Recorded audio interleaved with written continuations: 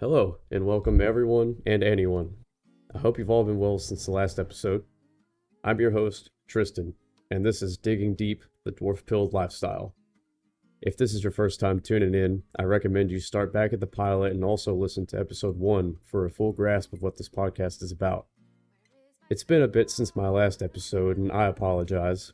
I recently started going back to school, and I'm still adjusting to the schedule, not to mention all the various holidays that's been happening in the meantime. It's just been really busy for me. In the last episode, I explained the history of dwarves along with the Dwarfpill lifestyle and why I believe it would benefit those who apply it. In this second episode, I'll explain the history of modern work culture and ethics with examples of good and bad traits of each, which was a topic chosen by poll in the last episode. Then I'll give my description of what dwarven work culture and ethics might be like and give advice on how and why I think you should be applying this mindset to your own life. If at any time during this episode you have questions, feedback, or concerns, you can reach me at the contact information listed in the podcast description. That being said, in the words of Yogscast and later Windrose, to dig and dig makes us free. So, let's dig deep.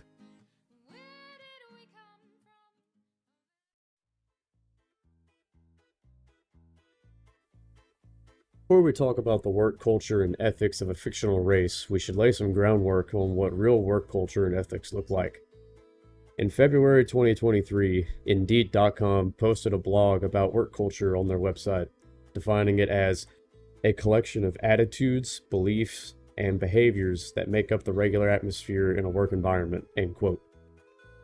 Further reading shows this includes employer-level practices and employee-level practices, as well as on-location amenities in each individual's work ethics. I believe this can also be applied to self-employment and developing one's skills and crafts. In a positive work culture, you will normally notice things like an employer that cares for the happiness of their employees, provides equity, has a positive view of personal time, and encourages its employees to be vocal. The employee level will show workers dedicated to their tasks, a high morale, friendliness, and proactivity in how the company is run. This has not always been the case, however. In ancient Greece, the culture surrounding work was very negative. Even their word for work, or labor, was ponos, which was borrowed from the Latin pena, meaning sorrow. Even going as far as considering practical thinking to be brutalizing the mind until it was unfit for truth. The great minds of Plato and Aristotle even viewed work purely as slave labor unfit for thinkers. Value of an ancient Greek was measured by how much free time they had. According to Aristotle, to change this notion would be to abolish the idea of personal property and overthrow the Greek way of life itself. Technical skills were appreciated and seen as necessary, but regarded about the same as slave labor. Romans adopted this opinion on labor with a twist. Labor was still looked down upon unless it held an industrial purpose.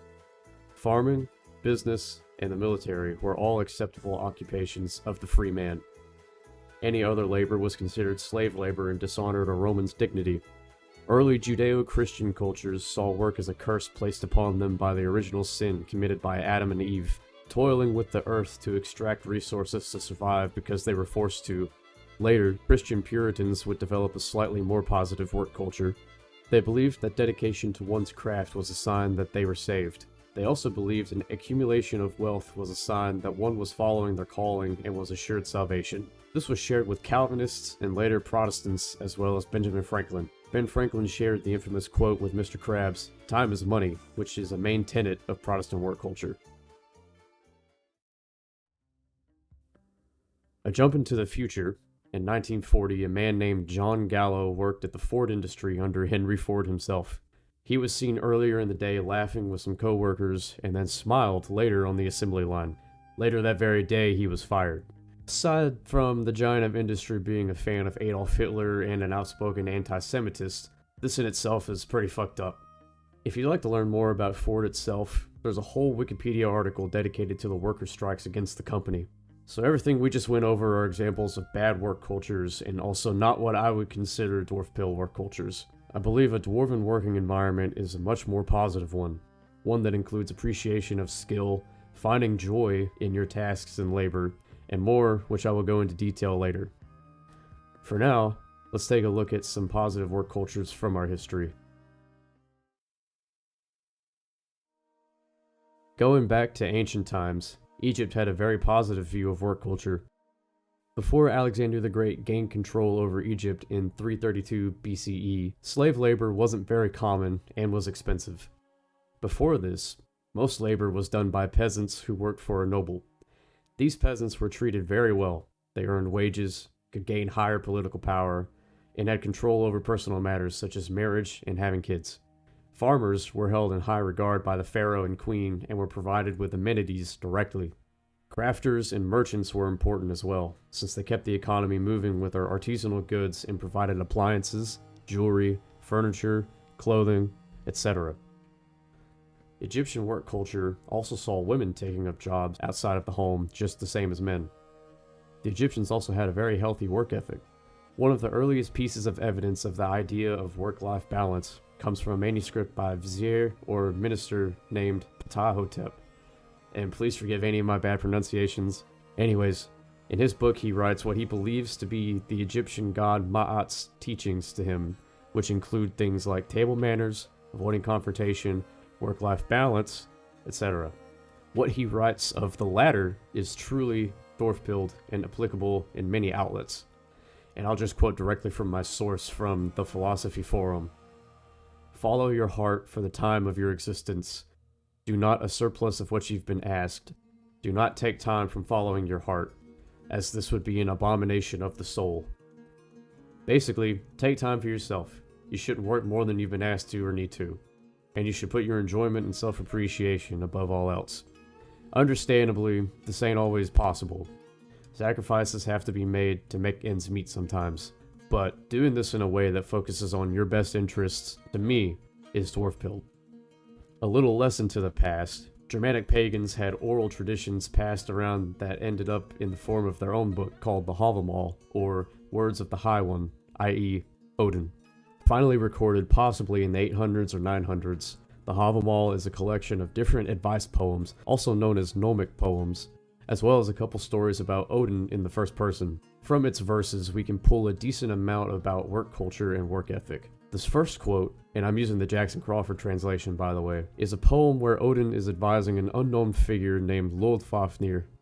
Never laugh at an old man. There's often wisdom in what old men say. Wise words will often come from a gray-bearded mouth. So, is this saying that old age demands your respect? If so, that would mean we should respect older family members, even if we've turned our backs on them or shut them from our lives for good reasons.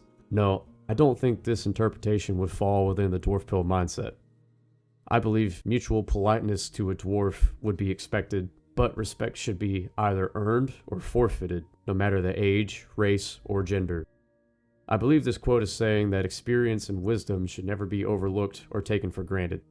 Using one of my favorite examples, Gimli and Legolas from Lord of the Rings, the tension at the start of their camaraderie is obvious, but they share a common goal of protecting the hobbits and tolerate working together, even though the hobbits ended up in Isengard. But as their adventures continue, they earn each other's respect, despite the tension between their cultures. One other quote from the Havamal reads, "Rise early if you have no one to work for you, and get straight to work. You lose more than time if you sleep through the dawn. For the early riser, wealth is half won." Despite the fact that I hate mornings, this to me sounds less like greeting the Teletubby sun, and more like Shia LaBeouf screaming, "Just do it!" Taking initiative is a very important step for improving anything in your life, especially when it comes to your career or craft. Now, I'm not suggesting you blow a load on a trip to Hawaii, because you've always wanted to go. That's unrealistic, careless, and not to mention, not very dwarf-pilled. Instead, buy some needles and thread and watch some videos on YouTube to learn how to stitch that hole shut on your pants legs instead of throwing them out. Or reach out to someone that has experience in your preferred career path to get an idea of how to get into it. Hell, get outside and walk somewhere. Or do the opposite and stay home and sleep through the day. Basically, if you feel like you really need something, getting started on it is half the journey. I'll read one more quote from the Havamal for the road that isn't related to work, but it's my favorite quote. It's a long, crooked walk to a bad friend, even if they live nearby. But it's an easy road to a good friend, no matter how long the journey. Into the Gilded Age, Teddy Roosevelt pushed the idea of enjoying work through his own actions and beliefs. In his time in political office, Teddy was blind to the conditions of the working class until his friend Jacob Riis, who wrote the book How the Other Half Live, showed him the meaning of his title. After this realizational smack in the face of working conditions in the late 1800s, which included child labor, lengthy work days, and dangerous work conditions, Mr. Roosevelt became an activist for workers' rights. He went on to help pass laws for workers' rights in New York and led a crusade of pro-worker reform before his presidency. Once he became president, among many other things including the national park system, he ended the Great Anthracite Coal Strike of 1902 by negotiating terms with the workers that other officials refused. His story represents many virtues of the Dwarfpill, including willing to change yourself and grow for the greater good. We will be conducting a character study on Teddy Roosevelt in a later episode. It seems Teddy Roosevelt was a fan of activism and supported standing for your beliefs, which I think is a part of positive work ethic and culture. Someone who embodied these passions was Anna Mae Aquash. Born in 1945 on the Indian Brook Reserve in Nova Scotia, Canada, she was a radical activist for American Indian rights from the 1960s until her unjust death in 1975. Anna Mae helped teach young natives about their history in the Teaching and Research in Bicultural Education and School Project, or TRIBES for short. She took part in several protests throughout her adult life, including a march near Washington, D.C. to present a list of broken treaties to the Bureau of Indian Affairs, an armed occupation of Wounded Knee for 71 days, and worked on another school project called the Red Schoolhouse Project. Her work was cut short, however. In 1975, at the age of 30, she was kidnapped and found dead with an execution-style bullet wound in her head. No one knows who killed her, but her work lives on today. In a letter to her sister, she wrote, "The whole country changed with a handful of raggedy-ass pilgrims, and it can take a handful of raggedy-ass Indians to do the same. I intend to be one of those raggedy-ass Indians." I'll also be covering her in a character study episode in the future. So as we have seen, attitudes toward and ideas of work ethic and culture have changed throughout history. Today there are still differences in what folks think makes a good work culture and ethic. Generally, it's agreed that a positive work culture is on two levels, the employer and the employee, as stated earlier. And remember, this can be applied to the self-employed as well. The employer should be prioritizing their employees by providing benefits, working with their schedules, showing appreciation of their skills and experience, etc. Employers should also be accommodating while having a good understanding of work-life balance for themselves and employees. On the workers' side, work culture can be affected by how dedicated they are to their tasks, proactivity in the company itself, willingness to speak out against negative practices, friendliness with each other, and the general opinion of work ethic, among some other things that can vary. Positive work ethic seems to vary between most countries and cultures, possibly influenced by religion and or the type of government running the country. As a disclaimer before I get into this next topic, my goal is to educate and possibly provide the basis for good conversation, not offend. For example, and this is generally speaking by the way, a good work ethic in India prioritizes a higher education, respect for elders, and friendliness with coworkers. Many employers host events to celebrate national holidays and religious observations, which provide opportunities to build interpersonal relationships on a non-professional level between employer and employee. According to a 2021 study on pewresearch.com, 78% of India is Hindu. Now, I'm not personally Hindu, so according to hinduismtoday.com, work should be considered a form of worship. In Hindu, all of life is sacred, and performing your duty in life is dharma, which basically means righteous. According to, and forgive me, Paramaguru Yogaswamy, a Hindu spiritual leader from the 1900s, all work must be done with the aim of reaching God. As the second largest religion of Africa, Islamic faith appreciates hard work and fairness between workers and employees.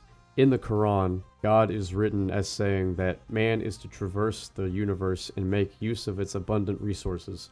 It is also written that the Islamic prophet Muhammad taught a beggar a trade for them to get a job and feed themselves. All this according to islamonline.com. Modern Germanic paganism is another belief that holds similar value in work and labor, with an emphasis on keeping land spirits in mind with what you do, and understanding that gods will not do for you, only guide you. As stated before in the Havamal, being able to take care of and provide for yourself, friends, and family are important. A host that cannot provide is a poor host, and a guest that brings nothing is a disliked guest. According to Real Zen for Real Life on Wandrium, Buddhism considers work to be a means to improve one's spiritual self by reducing one's ego, loosening one's self from identity, and refining consciousness. Buddhism also revolves around the idea of karma, which I first ever learned about from the show My Name is Earl, which has the main character Earl Hickey trying to turn from a life of criminal activity and improve his personal situation by practicing karma, where he makes a list of all the bad things he's done and goes about the series trying to make up for them. Buddhism teaches that if you want a sweet life of fast cars and big TVs, work a 9 to 5 and get the money to do that. Nothing can happen without action. But a virtuous life is one of dedicating your working time to healing the earth and growing spiritually.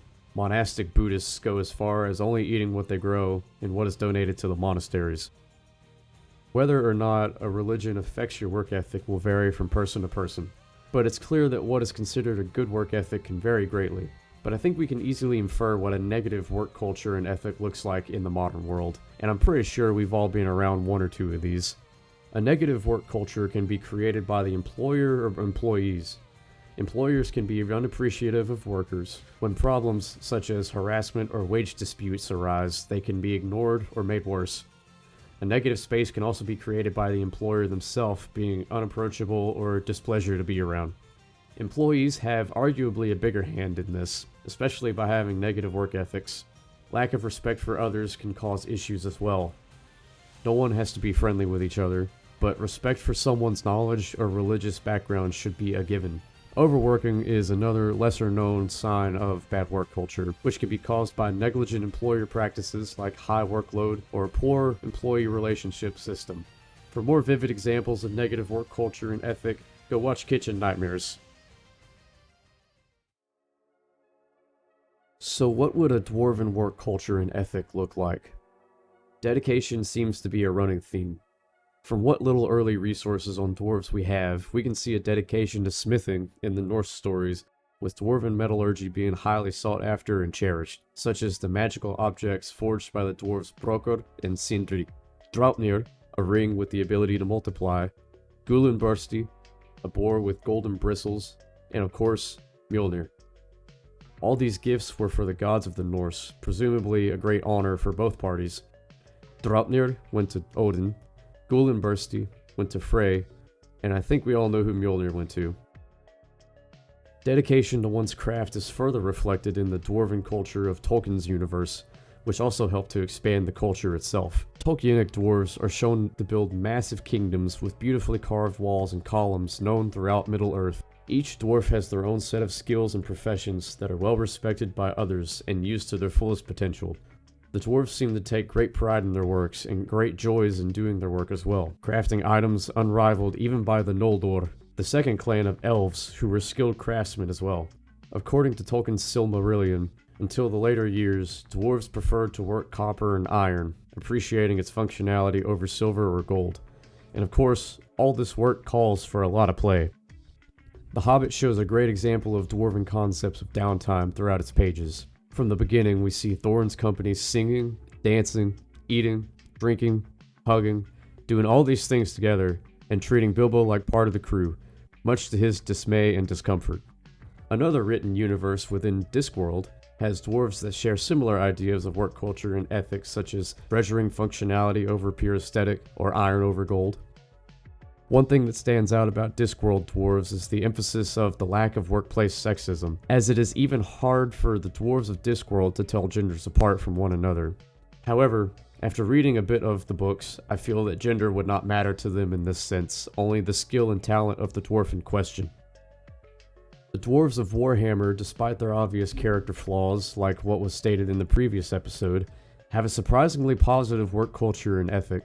Dwarves, or Dori, must prove themselves to others despite their upbringing and expect the same of others. Elders in this dwarven society are practically revered, being looked to for advice and guidance on many things. One of their main gods, Valaya, is goddess over ale crafting and homemaking, and is revered by any crafter of any background. Followers of Valaya also live by tenets, which some can be applied to a work ethic, which are: always provide aid to a wounded or ailing dwarf, always assist a dwarf friend in need, always attend to the needs of the young, always protect fellow dwarves from harm, especially at the hands of a dwarf enemy, never allow dwarf ale to fall in the hands of enemies, unless to do so saves dwarf lives, never knowingly sell or otherwise distribute spoiled ale. And I can definitely relate to the appreciation of ale crafters, as I make my own mead, and I definitely pour a lot of heart and dedication into it.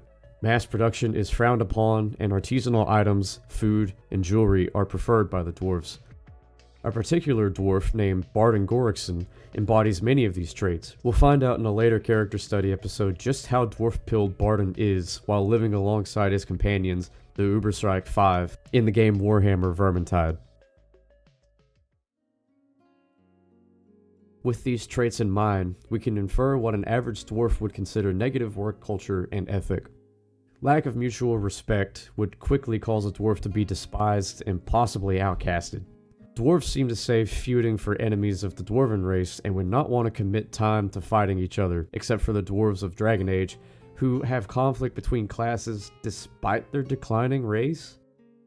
A mutual respect comes with the acceptance of criticism from peers, and a refusal to do so would cause a schism in dwarven culture. Most dwarves follow a philosophy of self-improvement, which is arguably the reason their creations are so well respected and coveted by other races. The ability to accept criticism from others and being willing to give it can strengthen bonds between folks, and unfriendliness would not be tolerated by dwarves. In a race that has survived by standing strong together in most iterations, a dwarf being unfriendly to another would be fairly uncommon unless there was a good reason. Something that could possibly cause unfriendliness is a lack of work-life balance, which seems important to most versions of dwarves. Laboring away until the day is over and ending it with a drink or 12, according to Barden, with friends or alone, a hearty meal, or a nice slow pipe in peace, or all in the same evening, seems to be common in dwarven work culture. Not caring for your work or not acknowledging your own worth could also be frowned at. If you are, that's great. There should always be something to appreciate your work for, even if it's just the monetary gain. A dwarf is always confident in their own skill and constantly is working to improve their career to match. So if we were to make a list of what makes a Dwarfpill work culture and ethic, it would look something like this: strong balance of work and life, appreciation of skill, call out mistakes and misdeeds, make work enjoyable, support conscientiousness, be pragmatic, create a friendly and open environment, and do not judge others negatively until they have provided a good reason to do so. So how do we adopt a dwarf-pilled work ethic or create a dwarf-pilled work culture? The first thing that comes to mind is successful time management. Bad time management can mean procrastination or failing to plan. In the age of technology, procrastination is rampant. If any of my listeners are students, I'm sure you can relate. I know I do. Procrastination itself can be the cause of failing to plan things, as part of it is not bringing yourself to start something. If you have bad time management, the University of California, Santa Cruz has a great article with tools to correct bad time management. To name a few on the website that have worked for me: use a planner or calendar. Plan time for yourself and your hobbies. I use the calendar on my iPhone 8, which lets you specify time as well. This allows me to see when my work shift starts and ends, and allows me to visualize the time frames of things I may have planned to do after or before or on my days off. Goal prioritization. If you have multiple things to do in a day, write out a diagram from easiest to hardest, or shortest to longest, or what can be done while doing something else. Set up a reward system. Reward yourself for completing tasks. Did you just come out of a 12-hour shift with only one break in between? Go take a nap. Did you just finish a project you've been working on? Go see a movie. These are just examples though. Because everyone is different, there are endless combinations. The next thing to focus on is respect. How you respect others shapes your whole image to other people. I believe the Dwarfpill way to do this is to immediately only respect someone's background, such as their religion or disabilities, their personal time, space, and their experience. If they know more than you, then you should use that. Respect from you beyond these things should be earned if it is desired. Even more important than respecting and appreciating others is respecting and appreciating yourself. Have respect for your own skills and appreciate them. Do the same for your own time. Don't be afraid to turn down invitations if you already have something planned. Have respect and appreciate your experience as well. Let others know your level of knowledge on things and know when to ask for help or have confidence in taking on a task. Another Dwarfpilled work ethic concept is evaluating your job or career options. When looking at a job or career, these questions may be worth asking yourself. Will this provide a sense of accomplishment, or am I getting a sense of accomplishment? Will this improve my life in some way, or is it? Does this align with my interests, or is it related to my passions? Will I be able to build or gain relationships while doing this? I recommend placing these in order of importance to yourself and answering each of them before committing to a craft or career. Based on my own personal experience, I believe applying a Dwarfpilled work ethic and culture would benefit anyone in any job, career, or even your hobby. According to exudehc.com, studies show a positive work environment increases productivity, improves growth, promotes positive interpersonal relationships, and supports a better well-being. I believe this is another reason taking the Dwarfpill can lead to ultimate happiness in life. Now, we should have a grasp of what a Dwarfpilled work culture and ethic looks like, using real-world examples to compare with. A Dwarfpilled work ethic and culture values individual skill, positive interpersonal relationships, and finding happiness in your labor, to name a few characteristics. We also learned how to apply the Dwarfpill to the way we work, on the job, and at home to live a happier life.